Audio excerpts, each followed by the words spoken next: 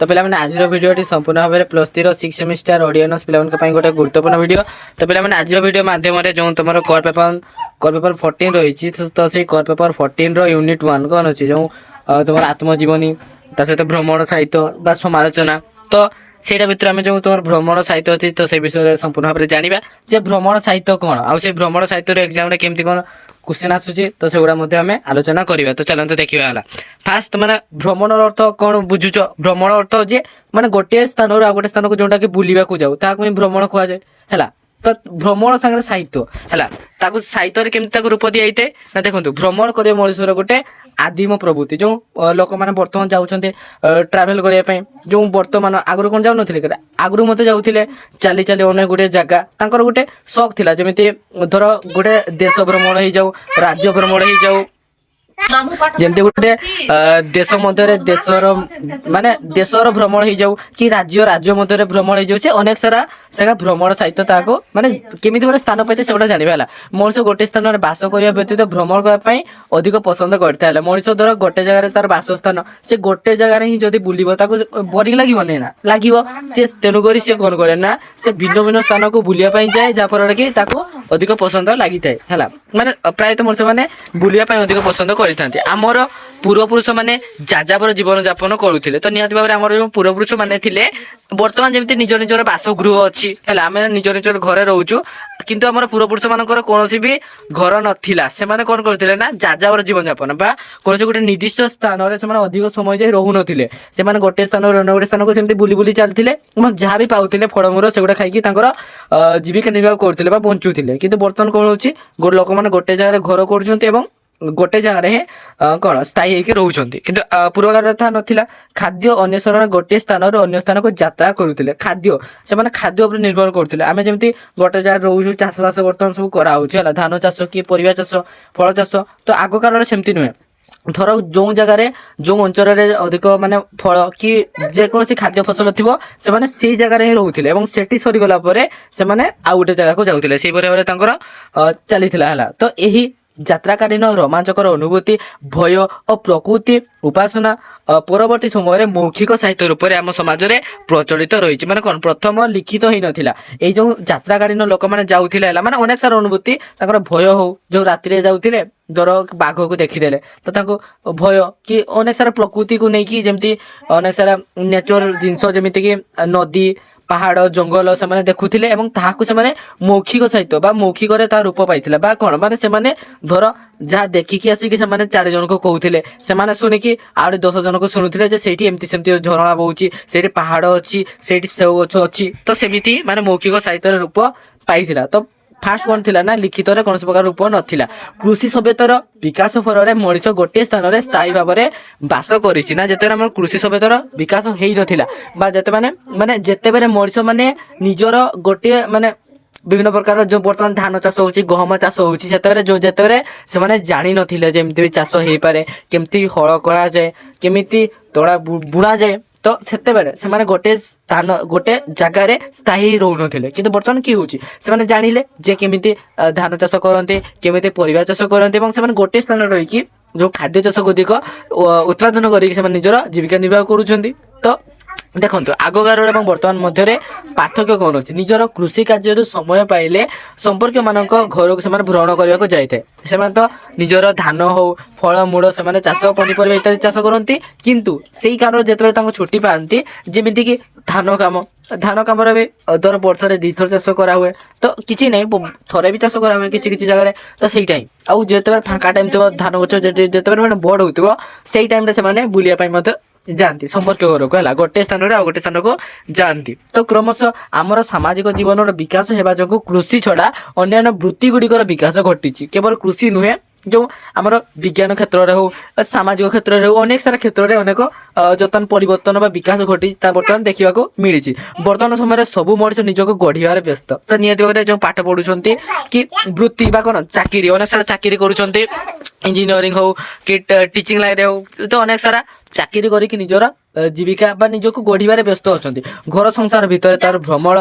मानसिकता पूरण हो पार ना तो देखो जदि गोटे मनीष घर भितर रहा तार भ्रमण मानसिकता केमी पूरण हो पार से गोटे जगार आउ गोटे जगह जापर कि पारनि तेणुक गोटे जगार आउ गोटे जगह जावाक से कौन ताको भ्रमण करें देखा देखो एपाई आज मनीष मानसिक समस्या और चापग्रस्त हो पड़ुछि गोटे जगार तार मेंटालिटी खराब हो देखो जदि गोटे मनीष गोटे जगार रही घरे ही रही बाहर को जीव ना क्या साथ मिसबनी तेल कौन हम तार मानसिक चाप देखा सहित मानसिक समस्या गुड़िक देखा है तो अनेक सारा मानसिक जनित रोग गुड़िक से सम्मुखीन हम तो से कौन करती ना किसी जगह को भ्रमण करते तुम्हें जिते पर्यंत नुआ नुआ जगह न जान नूतन लोक सारे न मिसब सी पर्यंत मुंडरे गोटे चापग्रस्त लगे सब व्यस्त टेंशन लगे है गोटे जगह तर तुमको गोटे रूम भितर बंदी कर रखा है तुमको 4 दिन 5 दिन पर्यंत गोटे रूम रे रही पारनी बोर हो से भितर बर्तमान तो मोबाइल फोन होती से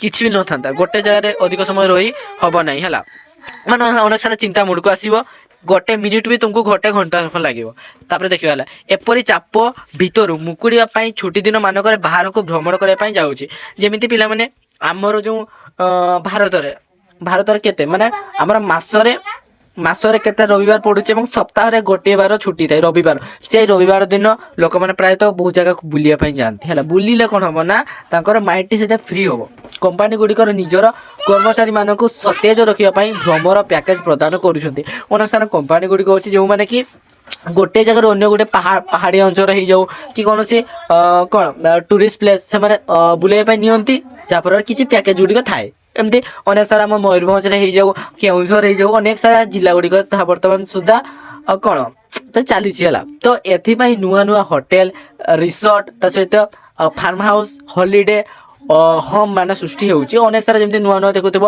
होटेल गुड़िक अच्छी रिसोर्ट गुड़िक अच्छी फार्म हाउस गुड़िक जो लोक मैंने रुहति बुलापाई गले से रुहति से खाती से पाखापाखि जगह गुड़िक बुलती है तो सेमती छुट्टी गुड़िक अतिक्रम करें तो एपरी परिवेश भ्रमण साहित्य प्रति अनुराग सृष्टि करिछि क्यों परिवेश पिला माने जो लोक मैंने मानसिक घरे रही मानसिक चापग्रस्त सम्मुखीन होते तो से छुट्टी दिन मानक अनेक सारा जगह गुड़िक बुलापी जाऊे तो से फास्ट मौखिक रूप था बर्तमान मैंने लिखित रूप पाई नाला लोक मैंने कहते यही जगह एमती जिनस अच्छी किंतु परवर्ती समय लिखित रूप पाई से सृष्टि होती कौन ना भ्रमण साहित्य से सृष्टि होती तो बुझीगला मु आशा कर समस्त बुझी पारुथु है ओडिया भ्रमण साहित्य अतीत आज पर्यंत विश्व आंचलिक पर्यटन को नहीं समृद्ध होती कौन आम जो ओडिया भ्रमण साहित्यटी अतीत आज पर्यंत विश्व आम जो विश्व अच्छी आंचलिक पर्यटन को नहीं समृद्ध होती आंचलिक पर्यटन मान कौन बुझा जमीती आम मयूरभंजर देवकुंड हो एवं केउझर अनेक सारा मंदिर हो बुझे सेमती सम्बलपुर अनेक सारा पर्यटन स्थली गुड़िक हो ताकू नहीं ही समृद्ध होती कौन भ्रमण साहित्य लोक मैंने भ्रमण करने जाऊँच से गुड़े विषय से लिखुंट जे प्रकृत में अनुभूति कौन थी से भ्रमण प्रति से जो बुलापाई जाते केमी जाते कौटी रही कौन खाई कौन कौन लोक सामने मिसी थे कौन जगह बुली थे तो ताहा ही से कौटी लिखती ना भ्रमण साहित्य लेखा हुए बुझीगला तापर देखा तार संज्ञा एक्चुअली तार डेफिनेशन कौन आम जो भ्रमण साहित्य आम जो एग्जाम आसीगला से भ्रमण साहित्य क्या कह जाए बर्तमान तुमको बुझेदेली तुम बुझीपार भ्रमण साहित्य कौन किंतु जब एग्जाम आसला भ्रमण साहित्य संज्ञा दियो ताले तुम लिख केमी तार एक्चुअली देख भ्रमण साहित्य परिसर और व्यवहार को लक्ष्य कर बाह्य साहित्य कौन आउटडोर लिटरेचर बोली कहुए तो देखा या बाह्य साहित्य बोली कहीं कहगला ना देखूँ आम जो भ्रमण साहित्यटी था केबे गोटे घर भितर रही लेखा जाई पारिबो नाही बुझीगला भ्रमण साहित्य निहाती ट्रावेल जंतु बा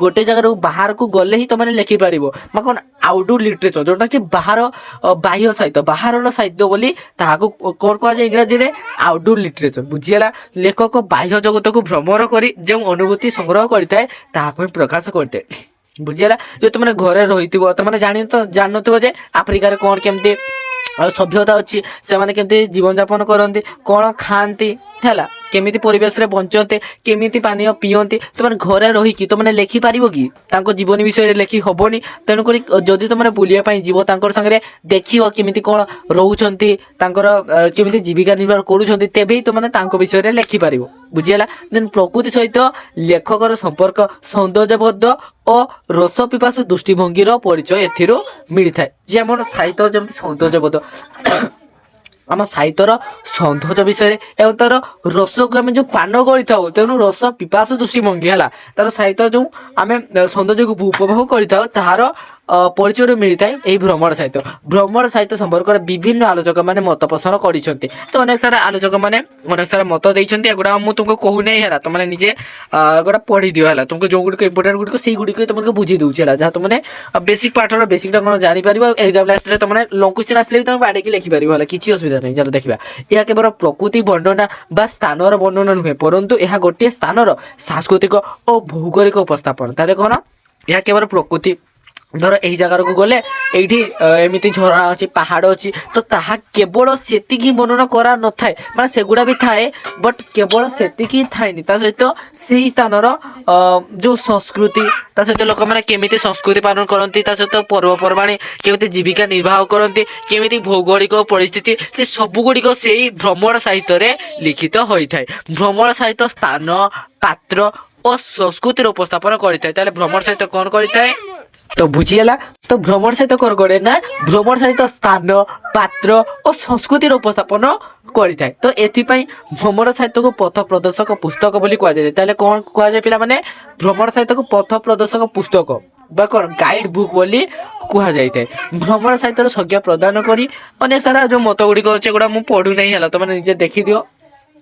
ତାପରେ ଦେଖନ୍ତୁ, ভ্রমণ সাহিত্য লেখক নিজের প্রত্যক্ষদর্শী অভিজ্ঞতা ହିଁ ଲେଖିଥାଏ। ତ ନିହାତି ଭାବରେ ସେ ପ୍ରତ୍ୟକ୍ଷଦର୍ଶୀ, ଆରେ ସେ ପ୍ରତ୍ୟକ୍ଷ ଭାବରେ ଯାହା କିଛି ଦେଖିଥାଏ ତାହାକୁ ହିଁ ଲେଖିଥାଏ। ସେ ତାର କାଳ୍ପନିକ ଭାବରେ ମାନେ ସେ ବନେଇଛନ୍ତି କି ତ ସେମିତି ଲେଖିପାରିବନି। ଧର ତମେ ଲେଖିପାରିବ ଆମେରିକାରେ ଲୁଙ୍ଗି ପିନ୍ଧି ବୁଲନ୍ତି, ତ ଡାଇରେକ୍ଟ ସେମିତି ତ ପିଲା ସରି ତ ସେମିତି କିଛି ଏକ୍ସାମ୍ପଲ ଡାଇରେକ୍ଟ ତ ତମେ ଲେଖିପାରିବନି। ଆରେ ତମେ ଯାଇକି ଦେଖିବ କେମିତି ତାର ବେଶଭୂଷା କେମିତି, ତାହେଲେ ତମେ ଲେଖିପାରିବ ନା। ନ ଦେଖିକି କେବେ ବି ପରୋକ୍ଷ ଭାବରେ ସେଗୁଡ଼ା ଲେଖାଯାଇ ପାରିବ ନାହିଁ। ତେଣୁକରି ସେଇଟା ଗୋଟେ ପ୍ରତ୍ୟକ୍ଷଦର୍ଶୀ, ମାନେ ପ୍ରତ୍ୟକ୍ଷ ଭାବରେ ଆମେ ତାକୁ ସାମ୍ନାରେ ଦେଖିଥାଉ, ତାହାର ନିଜର ଅଭିଜ୍ଞତାରୁ ହିଁ ଆମେ ଲେଖିପାରୁ। ଭ୍ରମଣ ସାହିତ୍ୟକୁ କେହି କେହି ଲେଖକ ଗଳ୍ପ ବା ଉପନ୍ୟାସ ଆକାରରେ ମଧ୍ୟ ଉପସ୍ଥାପନ କଲେ ମଧ୍ୟ ଏହା କ'ଣ ଅଣକଥା ଶୈଳୀର ରଚନା। ଅଣକଥା ଶୈଳୀ ମାନେ କ'ଣ, ମାନେ ଏହାର କାଳ୍ପନିକ ନୁହେଁ, ଏହା ଗୋଟେ ବାସ୍ତବିକ। ଭ୍ରମଣ ସାହିତ୍ୟ ପ୍ରବନ୍ଧ ଅପେକ୍ଷା ଫିଚର ଭାବରେ ଅଧିକ ଆକର୍ଷଣୀୟ ଭାବରେ ପ୍ରକାଶ ପାଇପାରୁଛି। ଫିଚର ଭାବରେ ଦେଖିବା, ଲେଖକର ଭୌଗୋଳିକ ଜ୍ଞାନ, ସାଂସ୍କୃତିକ ଅଧ୍ୟୟନ ସହିତ ସୌନ୍ଦର୍ଯ୍ୟବାଦୀ ଦୃଷ୍ଟିକୋଣ ଏଥିରେ ପ୍ରତିଫଳିତ ହୋଇଥାଏ। ରହସ୍ୟ, ରୋମାଞ୍ଚ ଓ ଆବେଗ ନଥିଲେ ଭ୍ରମଣ ସାହିତ୍ୟ ସଫଳତା ପାଇପାରିବ ନାହିଁ। ଆଚ୍ଛା କ'ଣ ଦେଖିବା ହେଲା, ରହସ୍ୟ, ଯଦି ଭ୍ରମଣ ସାହିତ୍ୟରେ ରହସ୍ୟ ନଥିବ, ବୁଝି ହଉଛି, ତା ସହିତ ରୋମାଞ୍ଚ ନଥିବ ଏବଂ ଆବେଗ ମଧ୍ୟ ନଥିବ। ରହସ୍ୟ ମାନେ କ'ଣ, ଯେଉଁ ଧର ଗୋଟେ ନାଟକ ଆମେ ପଢୁଛୁ, କିଛି ମାନେ ଡାଇରେକ୍ଟ କିଛି ସସ୍ପେନ୍ସ ନଥିବ ହେଲା, ଡାଇରେକ୍ଟ ଲେଖା ହେଇଥିବ ପଏଣ୍ଟ ୱାଇଜ ପଏଣ୍ଟ, କିଛି ମାନେ ସେମିତି ମଜା ଲାଗିବ କି ପଢିତେ? ମଜା ଲାଗିବନି। ତେଣୁ କିଛି ସସ୍ପେନ୍ସ ଦରକାର, ଯାହାଦ୍ୱାରା ତମେ ଜାଣିପାର ଆଗକୁ କ'ଣ ହଉଛି, ସେମିତି ଗୋଟେ ମନରେ ଉତ୍ସାହ ଆସିବ। ଆଉ ଗୋଟେ କ'ଣ, ରୋମାଞ୍ଚ। ଯଦି ମଜାଦାର ହେଇନଥିବ, ଯଦି ଏମିତି ଲେଖିଥିବ ଯେମିତି ବୋରିଂ ଲାଗିଥିବ, ଯୋଉଟାକି ବେଶୀ ଜିନିଷ ଗୁଡ଼ିକ ଧର ଆଫ୍ରିକାରେ ପାଣି ପିଆଯାଏ, ଭାତ ଖିଆଯାଏ, ଆରେ ସେଗୁଡ଼ା ବେସିକ୍ ଜିନିଷ, ସେଗୁଡ଼ା ଲେଖିଲେ ଆମକୁ ରୋମାଞ୍ଚ ଲାଗିବନି। ତେଣୁକରି ସେଇଟା ରୋମାଞ୍ଚ ଯେମିତିକି ଆମକୁ ଇଣ୍ଟରେଷ୍ଟିଂ ଲାଗିବ, ଯୋଉଟାକି ଆମର ଏଠି ହଉନି। ଆମର ସଂସ୍କୃତି ଅପେକ୍ଷା ସେଟାରେ କ'ଣ ଭିନ୍ନ ଅଛି, ତ ତାହାକୁ ହିଁ ଦେଖିବା। ତା ସହିତ ଆବେଗ, ଆବେଗ ମାନେ କ'ଣ, ଆମକୁ ଗୋଟେ ଆବେଗ ସୃଷ୍ଟି କରୁଥିବ ଯେ ଟିକେ ପରେ କ'ଣ ଅଛି, ତ ତାହାକୁ ହିଁ ରହିଲେ ହିଁ ତା ସଫଳତା ପାଇପାରିବ, ନହେଲେ ନାହିଁ। ଭ୍ରମଣ ସହିତ ଗୋଟିଏ ଅପରିଚିତ ସ୍ଥାନ ସମ୍ପର୍କରେ ତଥ୍ୟମୂଳକ ରଚନା, ଯାହାକୁ କି ପାଠ କଲେ ପାଠକ ସେହି ସ୍ଥାନ ପ୍ରତି ଆକୃଷ୍ଟ ହେବା ସହିତ ଉକ୍ତ ସ୍ଥାନ ସମ୍ପର୍କରେ ଜ୍ଞାନ ଅର୍ଜନ କରିପାରିବ। ତାହେଲେ କ'ଣ, ଯେଉଁ ଭ୍ରମଣ ସାହିତ୍ୟ କ'ଣ କରିଥାଏ ନା, ଗୋଟେ ଅପରିଚିତ ସ୍ଥାନ, ଯେଉଁ ସ୍ଥାନକୁ ଆମେ ଜାଣିନଥାଉ, ଯେଉଁ ସ୍ଥାନର ବେଶପୋଷାକ କେମିତି, ଆଉ ତାର ଲୋକମାନେ କେମିତି ଜୀବିକା ନିର୍ବାହ କରନ୍ତି, ତ ତାହା ଆମେ ଜାଣିନଥାଉ, ତ ତାହାକୁ ଆମେ ଭ୍ରମଣ ସାହିତ୍ୟ ମାଧ୍ୟମରେ ପଢ଼ିକି ଆମେ ଜାଣିଥାଉ। ତ ଆମକୁ ପଢ଼ିବା ପାଇଁ ମଧ୍ୟ ଆକୃଷ୍ଟ ହେବା ସହିତ ଉକ୍ତ ସ୍ଥାନ ସମ୍ପର୍କରେ ଜ୍ଞାନ ଅର୍ଜନ କରିପାରିଥାଉ। ଆମକୁ ମଜା ଲାଗିଥାଏ। ଧର ଆମେ ଆଫ୍ରିକା ବିଷୟରେ ଜାଣିନେ, ଚୀନରେ କେମିତି ଲୋକମାନେ କ'ଣ ଖାଆନ୍ତି, କେମିତି ପରିବେଶରେ ବଞ୍ଚନ୍ତି ଆମେ ଜାଣିନେ, ଆମକୁ ବର୍ତ୍ତମାନ ତାହା ଯଦି ପଢ଼ିବା ପାଇଁ ଦେବେ, ଆମକୁ ଇଣ୍ଟରେଷ୍ଟ ଲାଗିବ ପଢ଼ିବା ପାଇଁ। ଯଦି ମୟୂରଭଞ୍ଜରେ କେମିତି ଲୋକମାନେ ବାସ କରନ୍ତି, କେମିତି କେଉଁଝରରେ ଲୋକମାନେ ବାସ କରନ୍ତି, ଧାନରୁ ଚାଉଳ କରନ୍ତି, ସେଗୁଡ଼ା ଲେଖିଦେଲେ ତୁମେ ପଢ଼ିବା ପାଇଁ ମଜା ଲାଗିବ କି? ଲାଗିବନି। କାହିଁକିନା ତୁମେ ଦେଖୁଛ ନା, ତୁମ ଲାଇଫଷ୍ଟାଇଲ ହିଁ ସେମିତି। ତୁମେ ଦେଖୁଛ ଧାନ ଗଛ କେମିତି, ଭାତ ଖାଉଛ କେମିତି, ପାଣି ପିଉଛ କେମିତି, ସ୍କୁଲ ଯାଉଛ, ସେଗୁଡ଼ା ଆମକୁ ଆଉ ପସନ୍ଦ ଲାଗିବ ନାହିଁ। ଆମେ ଅନ୍ୟ ଦେଶର ସଂସ୍କୃତି ଆଉ ଲୋକମାନଙ୍କ ବିଷୟରେ ଜାଣିବା ପାଇଁ ଅଧିକ ଆଗ୍ରହୀ ଥାଉ। ତ ଏହି ରଚନା ମାଧ୍ୟମରେ ପାଠକ ସେହି ସ୍ଥାନଟିକୁ ନ ଯାଇଥିଲେ ମଧ୍ୟ ସେହି ସ୍ଥାନ ସମ୍ପର୍କରେ ଜାଣିପାରିଥାଏ। କିପରି ଭାବରେ? ତ ତାହା ହବନି ଯଦି ଗୋଟେ ସ୍ଥାନ ବିଷୟରେ ତମେ ଜାଣିନଥିବ, ସେ ସ୍ଥାନ ଲୋକମାନେ କେମିତି ବଞ୍ଚନ୍ତି, କେମିତି ଜୀବିକା ନିର୍ବାହ କରନ୍ତି, ତାହେଲେ ତମେ ଲେଖିପାରିବ ନାହିଁ ହେଲା। ନା ନା ଯଦି ପାରିବ କିନ୍ତୁ ଯଦି ଅନ୍ୟ ପାଖରୁ ଶୁଣିଥିବ ଯେ ଏଇ ସ୍ଥାନ ବିଷୟରେ ଶୁଣିକି ଲେଖି ହବ।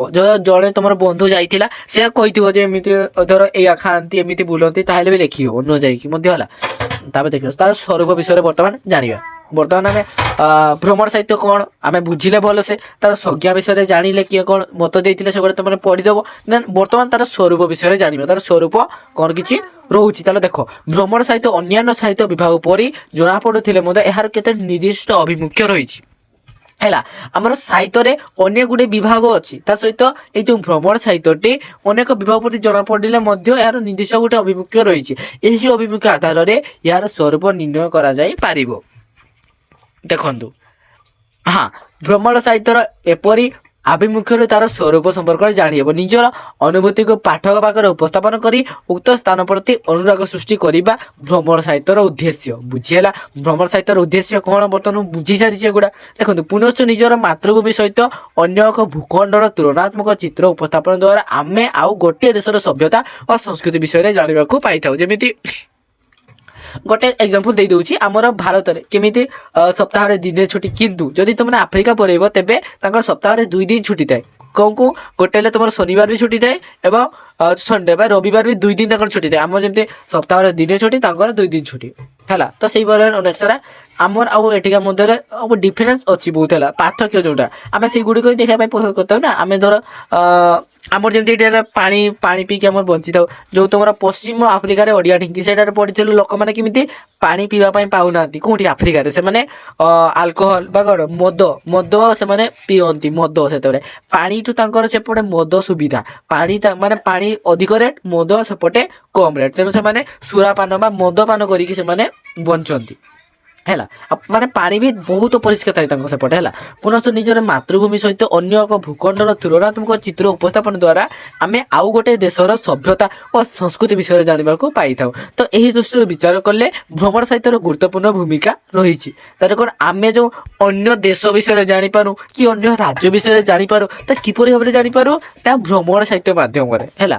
ଭ୍ରମଣ ସାହିତ୍ୟ ମାଧ୍ୟମରେ ହିଁ ଆମେ ଅନ୍ୟ ଦେଶର ବିଷୟରେ ତାର ସଂସ୍କୃତି ବିଷୟରେ ତ ଅନେକ ସାରା ତଥ୍ୟ ପାଇଥାଉ। ତ ଏହି ସାହିତ୍ୟର କେତେ ଗୋଟି ସ୍ୱରୂପ ସମ୍ପର୍କରେ ସୂଚନା ଦିଆଯାଇଛି। ଦେଖିବା ତାର ସ୍ୱରୂପ ଗୁଡ଼ିକ କ'ଣ ସବୁ ରହୁଛି ଦେଖ।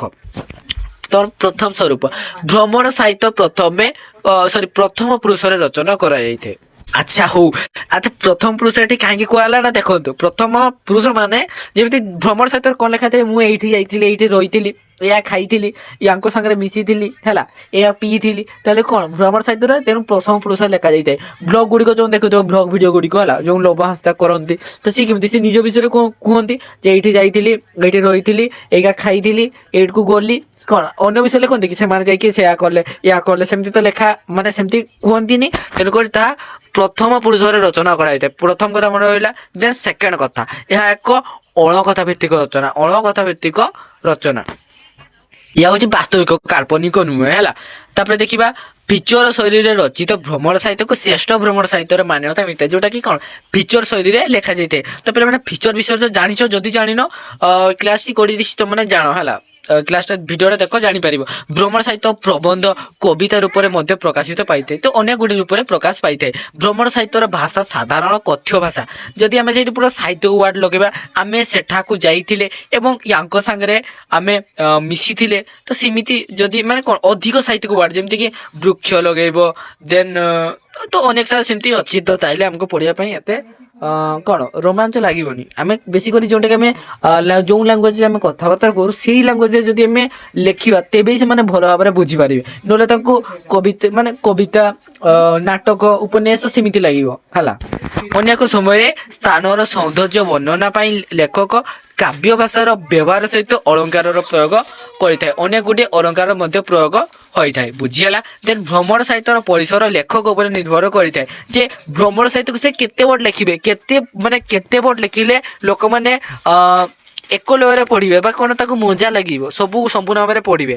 ଆଉ ଯଦି ତାଙ୍କର ମାନେ କ'ଣ ଭଲସେ ଲେଖିନଥିବେ ତାଙ୍କ ଇଣ୍ଟରେଷ୍ଟିଂ ଲାଗୁନଥିବ ରୋମାଞ୍ଚ ଥିବନି ତେଣୁ ମୁଁ ଫାଷ୍ଟ ମୁଁ କହିଲି କ'ଣ କରିଥିବନି କୁହନା ଦେଖ ଏଇଠି ଅଛି ଦେଖ ରହସ୍ୟ ରୋମାଞ୍ଚ ଆବେଗ ଏଇ ତିନିଟା ନଥିଲେ ଆମକୁ ପଢ଼ିବା ପାଇଁ ଭଲ ଲାଗିବ କି ଲାଗିବନି। ତେଣୁ ଏଇ ତିନିଟା ଜିନିଷ ନିହାତି ଭାବରେ ଦରକାର କୋଉଠି ନା ଭ୍ରମଣ ସାହିତ୍ୟ ଲେଖିଲା ବେଳେ ଭ୍ରମଣ ସାହିତ୍ୟର ପରିସର ଏଟା ମୁଁ ବର୍ତ୍ତମାନ କହିଲି ଦେନ୍ ଦେଖନ୍ତୁ ଏହା ଏକାଧିକ ପରିଚ୍ଛେଦରେ ପ୍ରକାଶ ପାଇଥାଏ ପତ୍ରିକା ପାଇଁ ରଚନା କରାଗଲେ ଫଟୋଚିତ୍ର ସହିତ ପ୍ରକାଶ ପାଇଥାଏ ଯଦି ଆମେ ପତ୍ରିକା ପାଇଁ ପ୍ରକାଶ କରିବା ଯେ ଆମର ପେପର ଯୋଉଟା ନ୍ୟୁଜ ପେପରରେ ପ୍ରକାଶ କରାଯିବ ତାହେଲେ କ'ଣ ଚିତ୍ର ସାଙ୍ଗରେ ପ୍ରକାଶ କରିବା ଧର ଆଫ୍ରିକା ବିଷୟରେ ଗୋଟେ ଭ୍ରମଣ କାହାଣୀଟି ଅଛି ତ ସେଠି ଆଫ୍ରିକାର ଗୋଟେ ଚିତ୍ର ପ୍ରଦାନ କରିବା ଉଚିତ ତାପରେ ଦେଖନ୍ତୁ ପିଲାମାନେ 7 ନମ୍ବରରେ କ'ଣ ଅଛି ଦେଖ ଭ୍ରମଣ ସାହିତ୍ୟରେ ଭ୍ରମିତ ସ୍ଥାନର ଭାଷା ଗୀତ ମଧ୍ୟ ସ୍ଥାନ ପାଇଥାଏ ତ ନିହାତି ଭାବରେ ଯୋଉ ମନେ ପଡୁନି ଏଟା ଭଲସେ ଠାକୁଆ ଠାକୁଆ ଜୋଠା ଜୋଠା ଜୋଠା କାଠୁଆ କାଠୁଆ ସେଇପରି ଭାବରେ ଯେମିତି ୱେଲକମ୍ କରନ୍ତି ତ ତାଙ୍କର ୱେଲକମ୍ ସଙ୍ଗୀତ ସେମିତି ତ ଦେଖନ୍ତୁ ଭ୍ରମଣ ସାହିତ୍ୟରେ ଭ୍ରମିତ ସ୍ଥାନର ଭାଷା ତାଙ୍କର ଯେମିତି କେଉଁ ଲାଙ୍ଗୁଏଜ ସେମାନେ କଥାବାର୍ତ୍ତା କରନ୍ତି ତ ତା ସହିତ ତାଙ୍କର ଗୀତ ଗୁଡ଼ିକ ଯେଉଁ ୱେଲକମ୍ ସଙ୍ଗ କହୁଛି ନା ପଶ୍ଚିମ ଆଫ୍ରିକାରେ ଓଡ଼ିଆ ଡିଙ୍କି ତ ସେଇଟାରେ ପଢିଥିବ କେମିତି ଜୋଠା ଜୋଠା ଜୋଠା କାଠୁଆ କାଠୁଆ କାଠୁଆ କେମିତି ସ୍ୱାଗତ ଗୀତଟି ତାଙ୍କର ଅଛି ତ ସେମିତି ଅନେକ ଗୁଡ଼ିଏ ଗୀତ ଏବଂ ତାଙ୍କର ଭାଷା ବି ମଧ୍ୟ ପ୍ରକାଶ ପାଇଥାଏ ଏପରି ପ୍ରୟୋଗ ରଚନାକୁ ଆହୁରି ସୁଖପାଠ୍ୟ କରିଥାଏ ତ ଯଦି ଆମେ ଏମିତି ରଚନା କରିବା ତେବେ ରଚନାକୁ ମାନେ ପଢିବା ପାଇଁ ଲୋକମାନଙ୍କୁ ଆଉ ଟିକେ ମଜା ଲାଗିଥାଏ ହେଲା ତ ଭ୍ରମଣ ସାହିତ୍ୟର ଲକ୍ଷ୍ୟ ହେଉଛି ଯେ ଏକ ଅଜଣା ସ୍ଥାନ ପ୍ରତି ଆଗ୍ରହ ସୃଷ୍ଟି କରିବା ଭ୍ରମଣ ସାହିତ୍ୟର ଲକ୍ଷ୍ୟ ବିଷୟରେ ଜାଣିପାରିଲ କ'ଣ ନା ଗୋଟେ ଅଜଣା ସ୍ଥାନ ଯେଉଁ ସ୍ଥାନକୁ କେବେ ଯାଇନ ସେଇ ବିଷୟରେ ଜାଣିବା ପାଇଁ ଆଗ୍ରହ ସୃଷ୍ଟି କରିବ କୋଉଠି ନା ଭ୍ରମଣ ସାହିତ୍ୟରେ କୌଣସି ପାଠକ ଯଦି କେବେ ବି ସେଟାକୁ ଭୁଲି ଯାଆନ୍ତି ତେବେ ସେ ଲେଖକର ବର୍ଣ୍ଣନା ଦ୍ୱାରା ନିଜର ଯାତ୍ରାକୁ ସେ ସହଜ କରିପାରିବେ ଭ୍ରମଣ ପୂର୍ବରୁ ଗୋଟିଏ ସ୍ଥାନ ସମ୍ପର୍କରେ ଜ୍ଞାନ ଅର୍ଜନ କରିବା ପାଇଁ ଏହା ଯଥାର୍ଥରେ ଏକ ଗାଇଡ ବୁକ୍ ବୁଝିଲା ତ ମୁଁ ଭାବୁଛି ଯେ ସ୍ୱରୂପ ବିଷୟରେ ପ୍ରାୟତଃ କିଛି ତମେ ବୁଝିବାର ନଥିବ ମୋ ପଏଣ୍ଟ ଗୁଡ଼ିକ ଅଛି ମୁଁ ଯେଗୁଡ଼ା କହିଲି ଯୋଉଗୁଡ଼ିକ ଇମ୍ପୋର୍ଟାଣ୍ଟ ମାନେ ମନେ ରହୁଛି ସେଗୁଡ଼ା ମନେ ରଖ ହେଲା ଦେନ୍ ତାପରେ ଲାଷ୍ଟ ଯୋଉ ରହିଲା ତମର ପ୍ରକାର ଭେଦ ବିଷୟରେ ଆଲୋଚନା କରିବା ଭ୍ରମଣ ସାହିତ୍ୟର ପ୍ରକାର ଭେଦ କ'ଣ ରହୁଛି ଦେଖ ଭ୍ରମଣ ସାହିତ୍ୟର ପ୍ରକୃତି ଓ ପରିସର ଦୃଷ୍ଟିରୁ ଏହାକୁ କ'ଣ ତିନୋଟି ଭାବରେ ବିଭକ୍ତ କରାଯାଇଛି କ'ଣ କ'ଣ ଦେଖନ୍ତୁ ଆଜିକାଲି ଭ୍ରମଣର ବିଭିନ୍ନ ଉଦ୍ଦେଶ୍ୟ ଥିବାରୁ ଏହାକୁ ବିଭିନ୍ନ ଦୃଷ୍ଟିରୁ ମଧ୍ୟ ବିଚାର କରାଯାଇପାରେ ଦେଖିବା କ'ଣ କ'ଣ ଦେଖନ୍ତୁ ଗବେଷଣାମୂଳକ ଅଧ୍ୟୟନମୂଳକ ଭ୍ରମଣ ସାହିତ୍ୟ ତାହେଲେ କ'ଣ ଯଦି ଗୋଟେ ଯାକୁ ଗବେଷଣା କରିବା ପାଇଁ ଭ୍ରମଣ କରିଥାଉ ବା ବୁଲିବା ପାଇଁ ଯାଇଥାନ୍ତି ତାକୁ କ'ଣ କୁହାଯାଏ ଗବେଷଣାମୂଳକ ବା ଅଧ୍ୟୟନମୂଳକ ଭ୍ରମଣ ସାହିତ୍ୟ ଦେନ୍ ଆଧ୍ୟାତ୍ମିକ ଭ୍ରମଣ ସାହିତ୍ୟ ଆଧ୍ୟାତ୍ମିକ କ'ଣ ଠାକୁରଙ୍କ ବିଷୟରେ ଯଦି ଆମେ ଜାଣିବା ପାଇଁ ଯାଇଥାଉ ହେଲା କୋଉଠି କ'ଣ ସଂସ୍କୃତି ବିଷୟରେ ତାଙ୍କର ଠାକୁର ବିଷୟରେ କେମିତି ପୂଜା ପଦ୍ଧତି ବିଷୟରେ ତାହା ବିଷୟରେ ଆଧ୍ୟାତ୍ମିକରେ ଯିବ ତାପରେ ଆସିଲା ସାମାଜିକ ଆରେ ସାମାଜିକ ଲୋକମାନେ କେମିତି ଜୀବନ ନିର୍ବାହ କରନ୍ତି କେମିତି ବଞ୍ଚନ୍ତି କ'ଣ ପିଅନ୍ତି ତାର ସେଗୁଡ଼ା ହେଲା ସାମାଜିକ ଭ୍ରମଣ ସାହିତ୍ୟରେ ଯିବ ତାପରେ ଆସିଲା ଆନ୍ତର୍ଜାତିକ ଭ୍ରମଣ ସାହିତ୍ୟ ଯୋଉଟାକି ଇଣ୍ଟରନ୍ୟାସନାଲ ଟ୍ରାଭେଲିଂ ହେଲା ତାହାର ମାନେ ହେଉଛି ଆମେ ଯେଉଁ ମାନେ ଇଣ୍ଟରନ୍ୟାସନାଲ ଦୃଷ୍ଟିରୁ ଯାଉଥାନ୍ତି ଅନ୍ୟ ଅନ୍ୟ ଦେଶକୁ ତ ସେଇଟା ହିଁ ଯୋଉଟାକି ଆମେ ଦେଶ ପାଇଁ ଯାଉଥାଉ ଏବଂ ଯେଉଁ ବ୍ଲଗ ଭିଡ଼ିଓ ଗୁଡ଼ିକ ତମେ ଜାଣିଥିବ କେମିତି କରନ୍ତି ମାନେ ସାରା ଦେଶକୁ ରିପ୍ରେଜେଣ୍ଟ କରନ୍ତି ଯୋଉଟା ସେଇଟା ହିଁ ହେଲା ସେଇଟା ଆନ୍ତର୍ଜାତିକ ଭ୍ରମଣ ସାହିତ୍ୟ ତାପରେ ଦେଖିବା ଜାତୀୟ ଭ୍ରମଣ ସାହିତ୍ୟ ଯୋଉଟା ଆମେ ଦେଶ ଭିତରେ ଆମେ ବୁଲିଥାନ୍ତି ତାକୁ କୁହାଯାଏ ଜାତୀୟ ଭ୍ରମଣ ସାହିତ୍ୟ ଦେଶ ବିଷୟରେ ବୁଲିକି ସେମାନେ ରିପ୍ରେଜେଣ୍ଟ କରନ୍ତି ନିଜ ଦେଶର କ'ଣ ଭଲ ଭଲ ସ୍ଥାନ ଗୁଡ଼ିକୁ ହେଲା ତ ସେଇଟା ତାପରେ ହେଲା ଆଞ୍ଚଳିକ ଭ୍ରମଣ ସାହିତ୍ୟ ଆଞ୍ଚଳିକ ଭ୍ରମଣ ସାହିତ୍ୟ ତମେ ଜାଣିଛନ୍ତି ଗୋଟେ ନିର୍ଦ୍ଦିଷ୍ଟ ଅଞ୍ଚଳକୁ ଯେମିତି ଆମର ମୟୂରଭଞ୍ଜ ହେଇଯାଉ ମୟୂରଭଞ୍ଜର ଦେବକୁଣ୍ଡ ହେଇଯାଉ ତ ଅନେକ ସାରା ଅଞ୍ଚଳକୁ ନେଇକି ଯେଉଁ ଭ୍ରମଣ ସାହିତ୍ୟ ଲେଖା ହେଇଛି ତାହେଲା ଆଞ୍ଚଳିକ ଭ୍ରମଣ ସାହିତ୍ୟ ତାହେଲେ ବ୍ୟକ୍ତିଗତ ଭ୍ରମଣ ସାହିତ୍ୟ ମାନେ ଗୋଟେ ବ୍ୟକ୍ତି ତାର ନିଜ ବିଷୟ ଲେଖିଥିବ ଧର ସେ ଦେବକୁଣ୍ଡ ଗଲି ଦେବକୁଣ୍ଡରୁ ମୁଁ ଶିମିଳିପାଳ ପଳେଇ ଆସିଲି ଶିମିଳିପାଳରୁ କେଉଁଝର ପଳେଇଲି ତ ସେଇଟା ହିଁ ସେ ନିଜ ବିଷୟ ଲେଖିଥିବ ହେଲା ମୁଁ ଏଠକୁ ଗଲି ସେଠକୁ ଗଲି କେବଳ ସେ ନିଜ ବିଷୟ ଲେଖିଥିବ ତାକୁ ହେଲା ବ୍ୟକ୍ତିଗତ ବା ନିଜ ବିଷୟ ନେଇ ଭ୍ରମଣ ସାହିତ୍ୟ ହେଲା ଦେଖନ୍ତୁ ଉପଲବ୍ଧ ହେଉଥିବା ଭ୍ରମଣ ସାହିତ୍ୟ ଗୁଡ଼ିକୁ ଏହିପରି ଭାବରେ ବିଭାଗୀକରଣ କରାଯାଇପାରିବ ଅନେକ ସାରା ତ ମାନେ